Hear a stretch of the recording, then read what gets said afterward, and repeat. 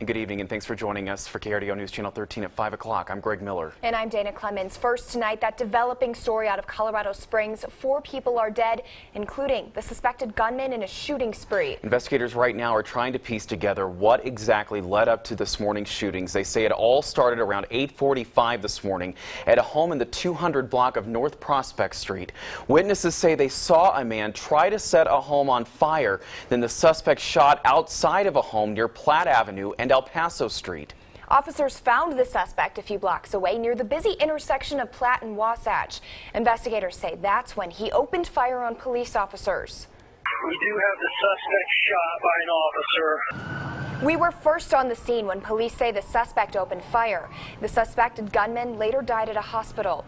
We have team coverage on these tragic shootings. KRDO News Channel 13's Mikaela White is live from where it all began this morning. She spoke with a man who says he chased down the gunman. But we start with KRDO News Channel 13's Angelica Lombardi, who's live with the latest on the investigation into the officer-involved shootings. She talked with a man who says he's lucky to be alive.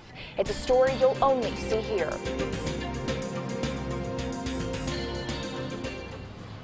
Greg and Dana, police have actually just reopened this intersection off of Wasatch and Platt Avenue after being closed off for nearly 8 hours long. Now, this is where the shooting ended. It was right here outside of this Wendy's where police shot the suspect. And we spoke exclusively with a witness who says bullets flew right past his head.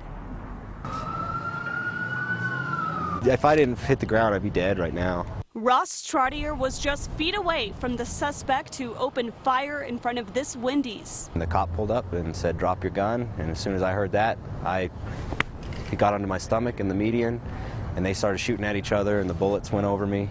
Investigators say the suspect tried to shoot police, and that's when they fired back. No officers were hurt, but since they opened fire, El Paso County Sheriff's Office has taken over the investigation. Officers are trained, annually in use of force, staying current in active shooter events and so forth so that they can keep their skills honed. Police expect Wasatch Avenue to be closed for several hours, and that includes several businesses on the street. More than 6 businesses were shut down as police continue to gather evidence and speak with witnesses. I was wrong spot, wrong time. That was all it was.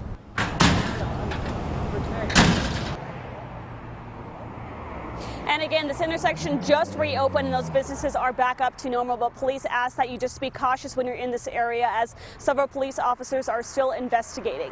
Live in Colorado Springs, Angelica Lombardi, KRDO News Channel 13. Thank you, Angelica. We continue our team coverage tonight with KRDO News Channel 13's Mikaela White. She's live where it all began this morning, and she spoke with a man who says he chased down the suspect and tried to help 2 of the victims. Mikaela? Wait, what'd you say? I had a fear that he might shoot me. Matthew Abshire says it happened in a matter of moments, and he first spotted the suspect while in his home. I heard some gunshots. We looked out my kitchen window, saw a man firing a rifle at a guy on a bike, and the guy on the bike went down and wasn't moving. Abshire says the suspect then walked off past his house. That's when he says he knew he had to act. Abshire tells me he didn't think twice about following the man down this sidewalk off Platt. And I was about 30 yards behind him, and I'm following him, and we pass El Paso. He says he called 911 and followed the suspect, watching him for about half a mile. Then he stopped, we looked to his left, picked up his AR, and fired 2 more shots. He says one of those shots hit a woman in the chest. She was bleeding out. I felt her pulse. I didn't feel anything. Took my shirt off, put it around her, gave her pressure, picked her head up. He then tried to help her and another victim, who he says was shot in the face. I think I would do what any other person would do in the situation, either fight or flight, and I chose to fight.